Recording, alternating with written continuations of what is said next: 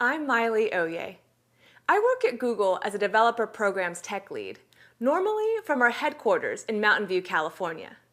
But today, I'm at home in San Francisco to talk about the 5 most common mistakes I find in SEO. Mistake number 1 is working on SEO before your site has a value proposition. Ask yourself, why would a user choose my site in search results? Let's say you have a site that promotes your offline business, like a local bike repair shop. What differentiates your business from your competitors? Are you a nonprofit organization? Or perhaps you offer free estimates, a free demo, or you're the oldest independent dealer in the city? Or if you're an e-commerce site, what separates your site from the others? Do you have lower prices, free shipping, great customer service, or better product descriptions? Starting with a value proposition simplifies SEO. No matter where your site ranks in search results, if you want to stay on top, searchers need a value prop to click on your site, to come back and revisit your site, and to recommend your site to their friends. Start with a value prop and then focus on a quality user experience. Let's move to mistake number 2, a segmented approach to SEO. I call this the bento box approach because I'm Japanese and it's like your dinner plate with every item segmented and none of it working together. It's great for your sushi and your salad.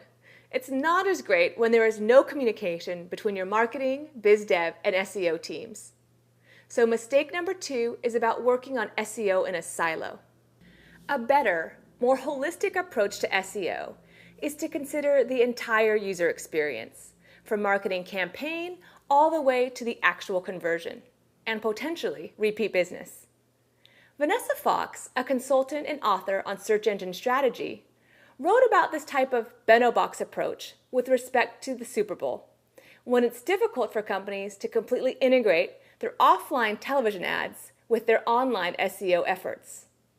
She noted that a car company spent millions on TV ads to lead users to a website, edityourown.com, where they could then edit their own car video. On Super Bowl Sunday, this commercial probably not only brought users to the website, but actually helped the query, Edit Your Own, to rank number 36 on Google Hot Trends. Now imagine if this were your company. As the SEO, you can't just focus on your regular keywords that you do every day, but you also need to integrate marketing campaigns and optimize for the words, edit your own.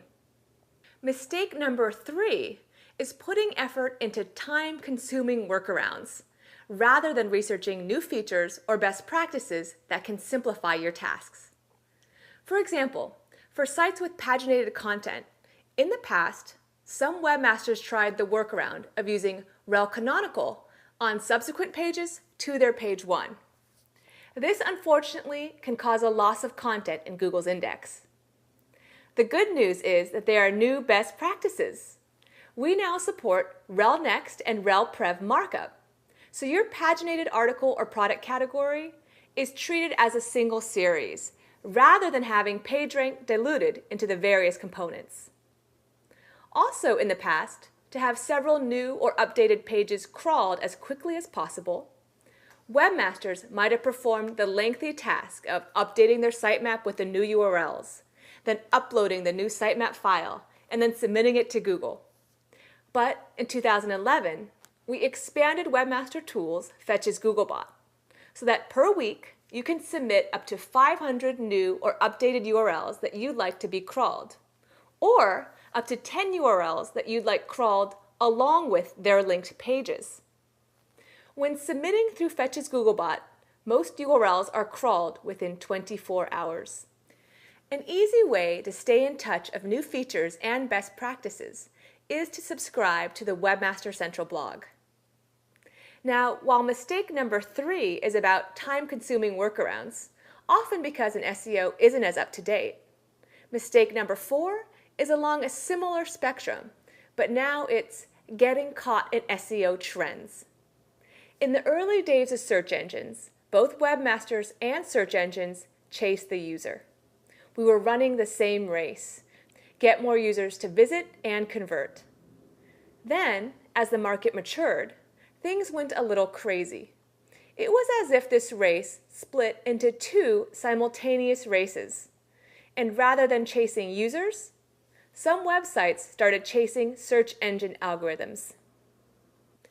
In over 6 years at Google, I've seen SEO trends take many forms. Around 2005, SEOs lost focus and spent countless hours editing their content for the optimal keyword density, meaning keywords per page. Not a great use of their time.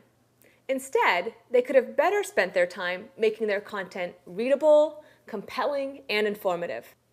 I'm sure you have a long list of tasks for your site. Try to avoid the SEO trends and instead prioritize the tasks that will bring lasting value. Finally, this brings us to mistake number 5, slow iteration. At Google, we've been known to say that the main constant in SEO is that it's constantly evolving. The faster your team is able to iterate, the better.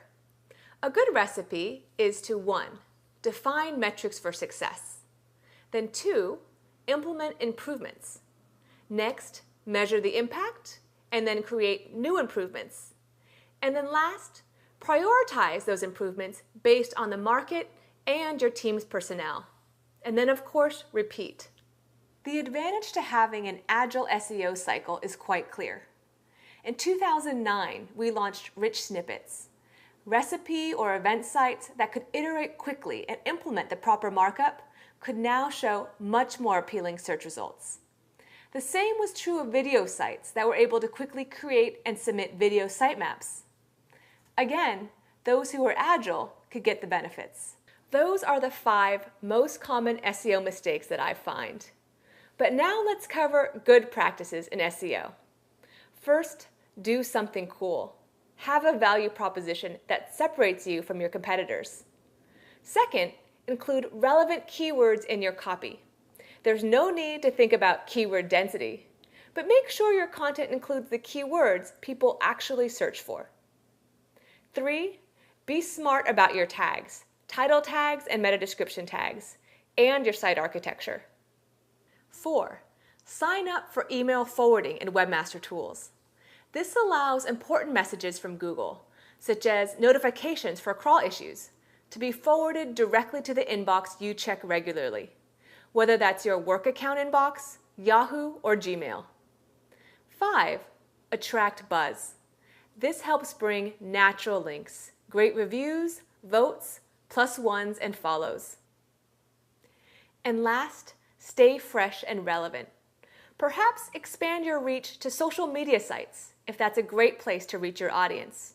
Or make sure your site is accessible on smartphones if your product is great on the go. I hope this video helps you avoid the common SEO mistakes and instead focus on the good practices that can bring lasting, positive benefit. Thanks for watching.